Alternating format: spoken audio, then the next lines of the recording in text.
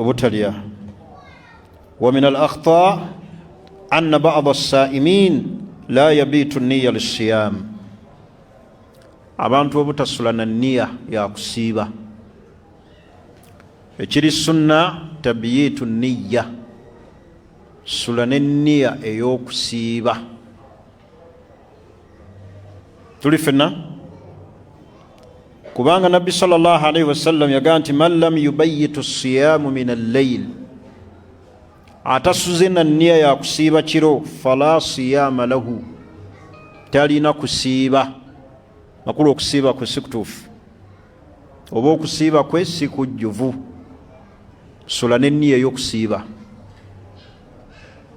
oba okuleeta enniya qabla tulu'i al-fajiri, nga fajiri tennaba kusala eraga nti subuhi, kyebayita tabyiti nniya. Sula n'enniya, enkya ngenda kusiiba,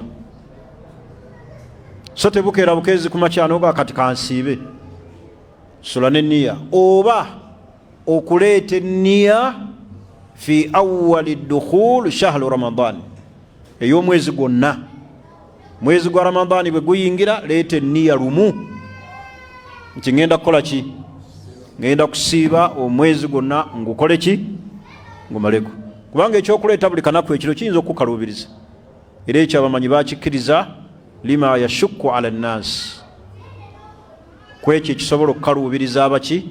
Abantu okugireetanga buli kiro, ne bakkiriza okugireeta ku ntandikwa y'okuyingira omwezi ogwa Ramadani.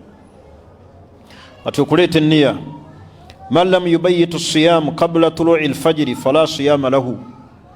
Nabbi yagaa nti ataleeta nniya nga fajiri tennaba kusala, n'agireeta nga fajiri emaze okusala, kubanga enniya ekkirizibwa okuleeta nga fajiri emaze okusala. Fajiri ye nniya ey'okusiiba okwaki? Okwa sunna. Naye okusiiba okwebwa etteeka tusula